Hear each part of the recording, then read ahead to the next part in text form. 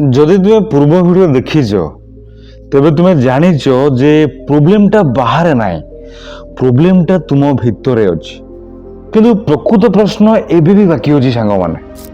ଯେତେବେଳେ ଆମକୁ ଜଣା ଅଛି ଯେ ଆମକୁ ବଦଳାଇବା ପାଇଁ ପଡ଼ିବ, ତେବେ ଆମେ କାହିଁକି ବଦଳି ପାରୁନୁ? ଆଜି ମୁଁ ତୁମକୁ ଏହାର ପ୍ରକୃତ କାରଣ ବିଷୟରେ କହିବି।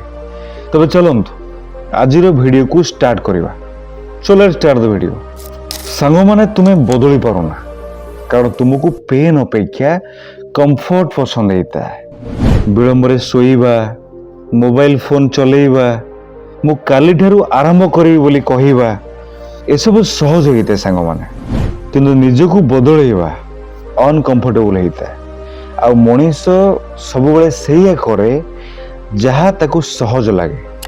ସାଙ୍ଗମାନେ, ଜଣେ ଲୋକ ଥିଲା ଯିଏକି ପ୍ରତିଦିନ ଅଭିଯୋଗ କରୁଥିଲା କି ମୋ ଲାଇଫ୍ ଖରାପ, ମୁଁ କିଛି କରିପାରୁନି।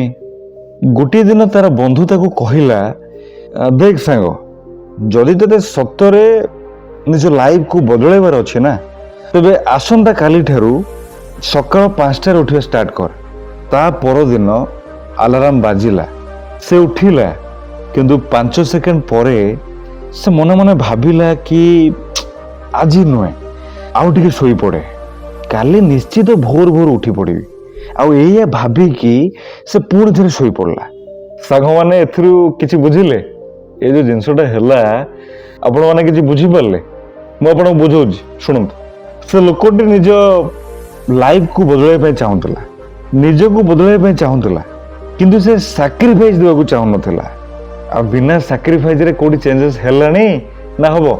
ଦେଖନ୍ତୁ, ଆପଣଙ୍କ ମନ ସବୁବେଳେ ଆପଣଙ୍କୁ ଧୋକା ଦେଇଥାଏ। ଯେତେବେଳେ ଆପଣ କିଛି ନୂଆ ଆରମ୍ଭ କରନ୍ତି, ସେତେବେଳେ ଆପଣଙ୍କ ମନ କହେ କି ମୋର ଏବେ ମୁଡ୍ ନାହିଁ, ଟିକେ ପରେ କରିବି, ଆଜି ଟିକେ ରେଷ୍ଟ ନେଇଯିବି, ପରେ କରିବି। ଆଉ ଆପଣ ନିଜ ମନର କଥାକୁ ମାନିଯାଆନ୍ତି। ଏହାକୁ କୁହାଯାଏ ମାଇଣ୍ଡ ଟ୍ରାପ୍ ବା ମନର ଜାଲ। କିଛି ବି ମୋଟିଭେସନ୍ କାମ କରେନି। ହଁ ଆଜ୍ଞା, ସତ କହୁଛି। ଆପଣ 100ଟା ମୋଟିଭେସନାଲ ଭିଡ଼ିଓ ଦେଖନ୍ତୁ, 2 ଦିନ ପରେ ସବୁ ମୋଟିଭେସନ୍ ଶେଷ ହେଇଯିବ। କାହିଁକି?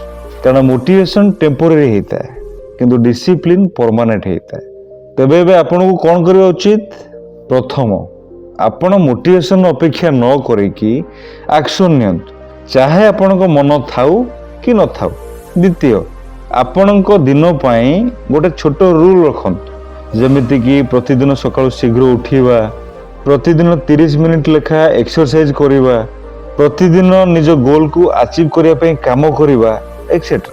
ତୃତୀୟ, ପେନ୍କୁ ଆକ୍ସେପ୍ଟ କରନ୍ତୁ, ଯନ୍ତ୍ରଣାକୁ ଗ୍ରହଣ କରନ୍ତୁ, କାରଣ ପେନ୍ ନାହିଁ ତ ଚେଞ୍ଜ ନାହିଁ।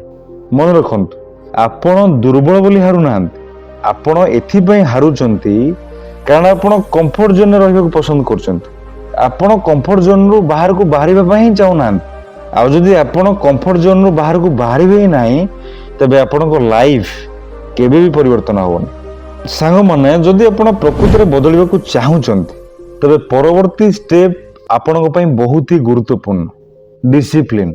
ଏଇ ଡିସିପ୍ଲିନ୍କୁ ଆପଣ କିପରି ଅଭ୍ୟାସ କରିବେ, ଯାହାକୁ କି ମୁଁ ଆପଣଙ୍କୁ ନେକ୍ସଟ ଭିଡ଼ିଓରେ କହିବି।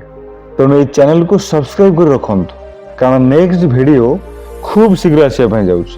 ଯଦି ଆଜିର এই ଭିଡ଼ିଓଟି ଆପଣଙ୍କୁ ଭଲ ଲାଗିଥାଏ, ତେବେ ଆପଣଙ୍କ ଭଲ ପାଇବା ଦିଅନ୍ତୁ, ଲାଇକ୍ କରନ୍ତୁ, କମେଣ୍ଟ କରନ୍ତୁ, ସେୟାର କରନ୍ତୁ। ପୁଣି ଦେଖା ହେବ ନେକ୍ସଟ ଭିଡ଼ିଓରେ। ସେ ପର୍ଯ୍ୟନ୍ତ ମନେ ରଖିଥାନ୍ତୁ। ଧନ୍ୟବାଦ।